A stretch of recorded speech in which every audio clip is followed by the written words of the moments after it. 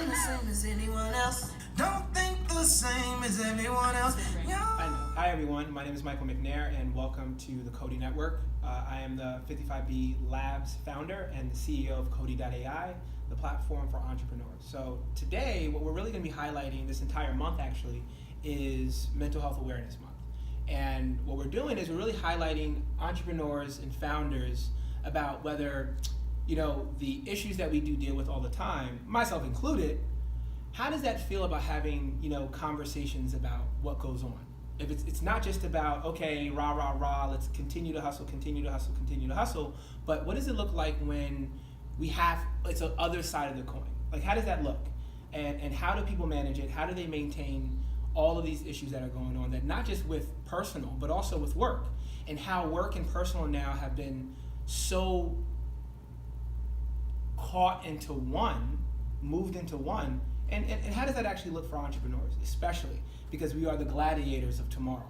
So today we have Mabel. I'm going to let her introduce herself, and we'll get right into it. Hi, I'm Mabel Chan. I am a co-founder of one of the largest, most active Facebook groups called Albertslist. We are a community of job seekers, hiring managers, recruiters, entrepreneurs, and I became co-founder a couple of years ago, and my day job is I'm a technical recruiter, so I help companies find directors of product managers, marketing, sales, people to come join their team. So Albertslist was founded in 2013 by my co-founder Albert. He failed a job interview. Wow. And he learned from that job interview, and he decided to start a community. So the community grew from 100 people to now 40,000 members, all in the Bay Area. Wow. Well, thank you for the introduction, and I believe that this is going to be a great conversation because we've had several conversations, and being in the Bay, when you're an entrepreneur, founder, you kind of surround yourself with people that have the same type of vibrational, beta frequency that you have, and I have about probably 95% of my friends are founders and entrepreneurs, and we always talk all the time about this was good, this was great, this was bad, this was good, so it's really good, and I appreciate you being on the show, explaining and talking about the things that you've gone through, ups and downs, and it seems as if you have you have a lot on your plate dealing with that many people in the Bay Area. 40,000, that's ridiculous, That's a lot of people. So, if you can you speak to me a little bit about how you got the job, right? And then how the community, how are you, leading that community of people looking for work? Yeah, so what happened was I was on Facebook one day, and I think I added myself to several communities that were specifically for women to network. So I remember Facebook back then, about 4 or 5 years ago, looks completely different than what Facebook looks like right now, right? Yeah. So as I was on the computer, this ad popped up, or something popped up on the side that says, add yourself to Albertslist. And then I was so I clicked on it, and it said there was 35 something thousand people there. Yeah. Right? And I was well, I think, at that time it was 20 something thousand people. Okay. And I was who's this Albert guy? How come he knows so many people? Who is this guy? So I added myself to the group, and then I made an introduction to Albert. Okay. So at that time, Albert was in Southern California, and he was working in SoCal, and I just had moved back from SoCal to the Bay. Oh, okay. So when I just moved back, so I just asked Albert, I was is there any way I can contribute and help with the community? And he was hey, do you know how I can monetize my community? Oh. And then I was you know what? Let me get back to you. So I got back to him actually a year after we had the conversation. Wow, a year? And Jeez. I started hosting Women in Tech happy hours. So when I posted on the group, I had so many women reach out to me. I had like 500 likes, Wow. 275 comments about women who wanted to meet up in tech in need of support. And then it was mind blowing. Like I couldn't even I didn't know why there were so many women, and I was working at a gaming company then. I was working at a gaming company then. I was the 1 PM on the marketing team, female. 80% were male. So I definitely know what it's like to be a woman in tech and wanting to meet more women in tech. And then form a bond with them. Of course. Yeah. So. No, I mean and I think that leads us into it kind of leads us into our next question with all of the responsibility that you do have, right? What does mental health look to you? Like, how does that look? And not just look, but how does it feel? You know, because everyone, I mean, there's over 200 different cases of mental health issues, but the ones that are prevalent are mainly schizophrenia, bipolar, depression, anxiety, right? Okay, cool. Those are like the five or six ones that are really out there. So, but what does it look like to you? What does mental health look like to you?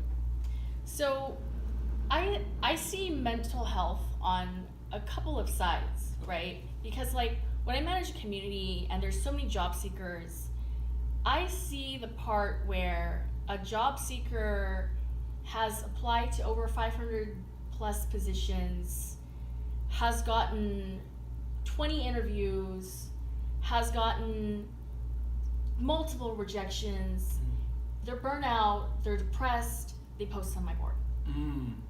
Right? Yeah. So I see that, and then I see the number of founders that are the same, the experience is the same, but it's not on the job level now.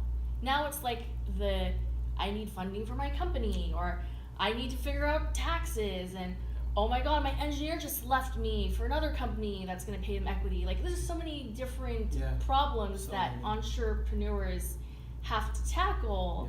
And I thought it was easy when I was a job seeker. Now that if I were to put myself in the job seeker's shoes, and I was just man, if I was a job seeker, I would get rejected all day, all night, and I just keep going because, I oftentimes tell job seekers that when you overcome, when you are have so much rejection coming at you, that turning point is when you stop caring about the rejection and you focus on the yeses. Because it's going to take you 200 times to get to one yes, right? But that one yes is going to it's going to change your life. Right? No, I get it. So do you feel, and this is another, I think this leads right into the next one, do you feel that there's a push for entrepreneurship and pushing to the limit of having these issues? Do you feel from that standpoint, we're all kind of in the same boat of running our own ship, right? And we got to continue that 200, 300 times, right? Because this is our livelihood. So do you feel like society glorifies only the entrepreneur that has these issues sometimes, whether it's depression or anxiety? If I would say this, almost as if you don't feel that way, then you're not successful. If you don't feel depression or anxiety or some of these other issues, is it do we feel if we don't get to that point that we have anxiety or that it's not glorified? So I think that I can't even imagine what it'd be like to be Mark Zuckerberg or Jeff Bezos. And I couldn't put myself in their shoes. But I'm sure everyone is fighting their own battle. Right? I'm positive they are. And I've talked to my law friends, I've talked to my attorney friends, I've talked to many financial modeling experts that have told me that I did some work for some CEO, and then it looks like the amount of money they make attributes to the amount of therapy they need to there's a direct correlation, a direct. They've seen many statements, and then and they shared their findings with me. So I was the more money you make, the more therapy you're gonna need and support you're gonna need. Wow. Yeah. That is big. Yeah. That is big because if you think about it, us as entrepreneurs, we live for freedom, Correct. right? That is it. We live for freedom within our own selves, because it's us, right? This is our own environment. This is our space. So you saying that's crazy. You think about the direct correlation of an individual that's making $400,000-$500,000 a year to what they need to do on the personal side, and how both of them are correlated. That's ridiculous. I mean, it's not ridiculous. It makes sense. But I would ask this question: what tips do you think that you have used to manage any of this? Was it an application? Was it therapy? As you were talking about with the CEOs, like how did you manage it? So I can tell you how I've been trying to manage it. Perfect. Yeah. And I can give you an example of a time where I didn't manage it. Okay. Perfect.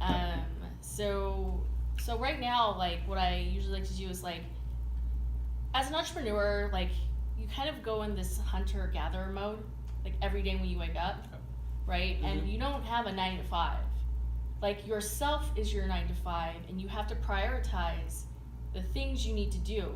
So what I do is like I rank the highest ROI onto a Trello board, and I focus on like four things. No more than 4. If there's like more than 4, then it's just like, oh, I like that. Yeah. I like that. Yeah. So you rank, okay. And you said you go 1 to 4? Yeah, 1 to 4. Okay. So 1 meaning like, oh, I have one of my clients, and I'm waiting on this deal, and it's going to be X amount. That's the highest ROI. All right. Right? And so one is the highest. 1 is the highest. Okay. And then it goes from 1, and then of course 2, 3, 4. Yeah. So 1 is being priority, 2, 3, 4. Yeah. And 4 so, is lowest, right? Yeah, lowest. So, okay. Still important, Yeah. but on low. Oh, low. Yeah. Okay. So then I look at that 4 every day, and what kind of like steps I can get to each one. Like planning 2 SMART goals that I can do attributing to this one that will help me. Yeah. Help me with the highest ROI.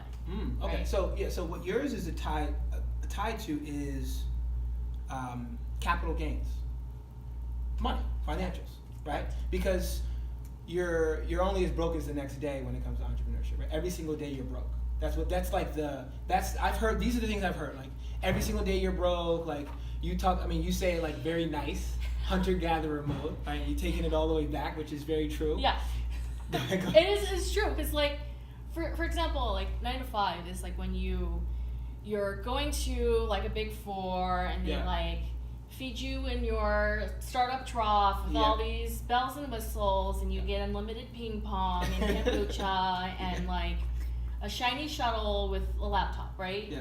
However, when you're an entrepreneur, you wake up and you're like, okay, so there's a bunch of things I need to get to 1 that will allow me to get paid or get funding or get a lawyer or get something that leads to 1. Got it. Right? Okay. So, and going back to the hunter-gatherer mode, right? So like, you're starving every day until you hunt this big oxen. Yeah. Right? And the oxen is 1. Got it. Right? Your goal is to hunt the oxen. Yeah. It's gonna take a while to get that kill. When you get that kill, it is so fulfilling. Right? Yes. So now tell me about a time where you didn't manage it pretty well. Where I didn't manage it. You did it. So this is a good way that you do manage it, which is great, and I think a lot of people should take some of this advice. We do something very similar here at the office. So we do basically like 1 is our like lowest priority, 5 is our highest, right? So we do it the other way around, and we started to change up the language about how we do that. Oh, that isn't a 5. Oh, this is a 4. Oh, with this particular task, that's a 3. And we make sure that we can categorize it, and then we just get them off, right? Oh, it's a 5, done. 1, maybe a week, maybe 2 weeks, maybe 3 weeks out. So it's very, very similar to help us manage those particular things. Organization. Yeah. So what is a time when it just got too crazy? So I remember this time, it was about actually a year ago from like last June. Okay. So last June, I was consulting for a blockchain company. I was consulting for like like a marketing agency that like built apps and et cetera, and this and that, and like I had to be on these meetings, and then all of a sudden I got sick. Right? I wasn't just like I had a cold. Yeah. I had like a fever for like 7 days. Wow. And then I couldn't get out of bed to even see the doctor. Like it got really bad. So it impacted my health to the point where I like ignored all my emails. Like I couldn't text anyone. I could barely text anyone. I could barely look at my email. I was just bedridden for like a long time, to the point where when I actually like ended up in the hospital. Wow. So when I ended in the hospital, there's a point where I was like, wow, what if I like die like right now? And then at the moment it's like, well, I guess my emails won't matter anymore if I do. So then I had this like moment like right after that, I was like, your health should be number one, right? Health is number one always, no matter what. Yeah. And if you don't take care of health here, it impacts health here, and then by then your emails are not going to even matter. Doesn't matter. Like you won't even be there to respond to them. So then after that, I had to take a month off. I didn't, again, no response to any emails. Sorry, I'm out. Yeah. So what I'm seeing with that is, I mean, so of course there's a direct correlation between your health, right? Yeah. And you can say health when we talk both mental health and healthcare. Mm-hmm. We'll talk about both of them that way. But what it seems as if your lowest point was attributed from some of your highest highs. So we sometimes get to our lowest point by trying to reach our highest highs. You wanted to do more, right? You kept doing more. You kept adding more, doing because more. You were chasing this. And it's crazy how, of course, it's as our brain works and our mind works, it works in this, just like this, going all the way around. So it's literally all right in the mind, right, as we're moving forward. So if you take a look, according to what you said,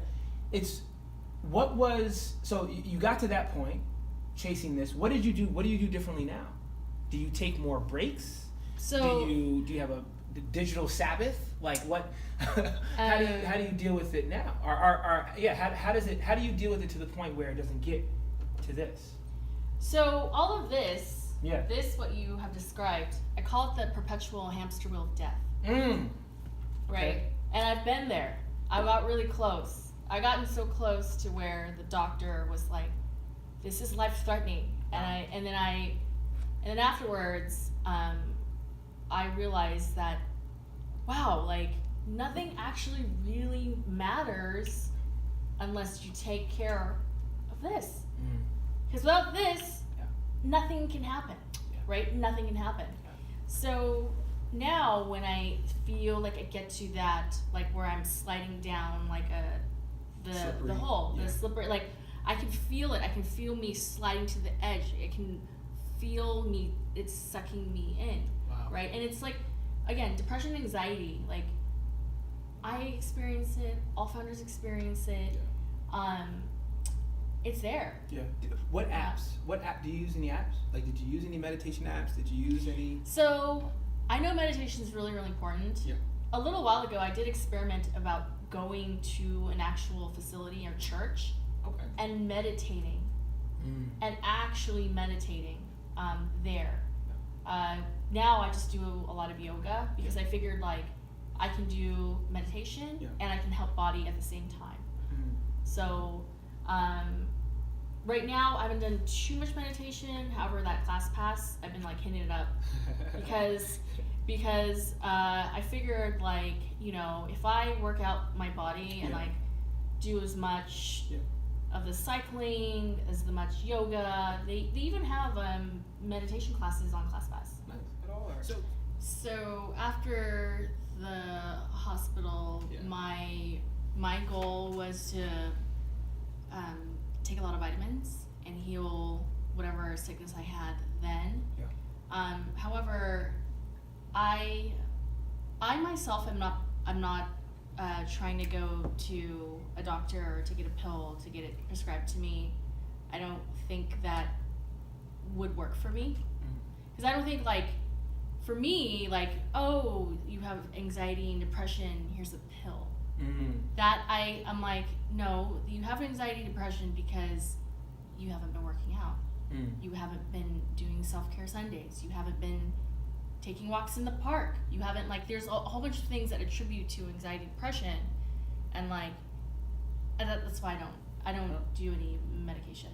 Yeah, I find that very interesting, because there's a lot of people out there that have different views on medications, and especially the ones that are specified for mental health, right? And because we're founders, sometimes it is, and sometimes some entrepreneurs, right? And entrepreneurship isn't created equal, right? Some people think things differently. Some people are going rogue. Some people are just like not, right? So I think that, when it comes to medication, I think that is very true. That's the way that kind of, like, I would like to deal with it, right? Like when I'm managing myself, I'm like, oh no, I don't need to take this particular pill to do this. It's more so like, okay, let me call a friend, let me go out for a walk, let me, go, there's other ways to engage my self-aptitude when it comes to how I want to feel better about the things that already make me feel amazing. Because when we're running your own company, I think about it this way: it is a privilege to do what you want to do, right? And we have the universe that gives us this vessel, our body, to do that work. And with medication, like, you get to a point where you're just like, man, did I need to take that? Like, was it a placebo?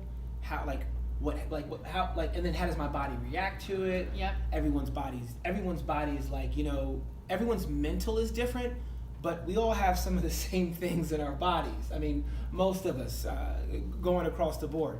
So that, I mean, a great answer on that. So what was your support system, I would say? What was your support system? Did you have a support system when you were dealing with all this? Yeah,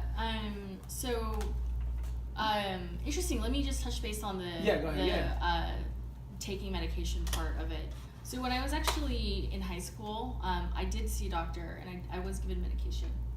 However, the medication that I was given for whatever depression, anxiety, ADD I had, I became completely dependent on it. Because it's like, oh, like, unhappy? Pill, right? And then I was like, so now I'm a little bit more conscious of what I put in my body, like, all right, so I'm experiencing this. Maybe I need to go be in nature. Maybe I need, like, sunlight. Maybe I need a B12 shot. Maybe I should biocharge with my friend, right? So something like that. So in terms of my support system, I find that when you are experiencing specific, like, anxiety, depression-like symptoms, I have a network of job coaches. I have a network of recruiters. I have a network of friends around me that are entrepreneurs that have the same struggle that I can go to and be like, hey, I'm about to hit rock bottom right now, right? Sometimes people tell me, like, well, you need to hit rock bottom until you can get to the top. See? Right? And I was like, okay, I'm gonna here to support you, but when you hit rock bottom, that's when you rise to the top. And I was like, that's such an entrepreneur thing to say. It's such an entrepreneur thing to say. Right. So, like, yeah. I mean, and I see why we do glorify it, right? I think that we're in the day and age in which there are so many different factors to living a life of freedom. And we have just put layer on top of layer on top of layer on top of layer. And if we just get rid of some of those layers, you get down to your true purpose. And once you get your true purpose, work doesn't always feel like work anymore. And yeah, are you gonna struggle? Yeah, are you gonna? That's why like what the way that I look at this, right? Our platform is not necessarily stopping mental health, because that's not gonna happen. Yeah. But it's about managing, about maintaining, and almost getting another or acquiring another tool to combat the world. Correct. Right? That is specified for this particular space. So there are up-team things that you do, right? Maybe 5 or 6 that you kind of really stick to. And I mean, I think that we're at a point in time with our social brains where mental health is a lot more prevalent. It's a lot more on the frontal, literally the frontal part of our brains. So what I want to say is, thank you so much for tuning in. Mabel, did you have any last things you wanted to say to anybody, that any other entrepreneurs or founders or anyone else that at all? Well, thank you for having me today and chatting about mental health and awareness. I know that being an entrepreneur is incredibly hard. It's actually harder than a 9 to 5. Oh, okay. If I were to go back and see which one were harder, 9 to 5 or being an entrepreneur, I think being an entrepreneur is 3 times as hard as being just having a regular job. Yeah. However, I feel that you have to be very self-aware to know when you are almost hitting, going towards the hole. Because it's like quicksand, right? Like you get your foot stuck in it, you're like, oh, my foot's stuck in it, oh, my leg's stuck in it, oh my God, I have my body stuck in it. And then even when you're stuck in it, how do you get out? So you have to ask for help. So asking for help, asking for that, so like knowing when you're gonna hit it and being like communicative about it is important, right? Because if you don't ask for help, no one's gonna help you. So that's an important thing. Well, I mean, thank you so much. I mean, it's so crazy. To that point, I definitely do want to. You just gave me another point, and it was, we have some of us that I've been a research scientist and all that other stuff. So we get taught to look at things 35,000 feet up, right? But we still have to be grounded. So it's like a weird dichotomy, right? So because I'm an entrepreneur, I have to be grounded. I have to know when the buffalo are coming, right? I have to be self-aware of myself. But then I have to see things from 35,000 feet because I have to be able to know where investments and funding and this. So it's a very weird dichotomy, right? Of being able to understand both. And that's why I think to your point, I have a very good support system that does help. That's why I'm here now. So again, thank you so much. We really appreciate you, and namaste.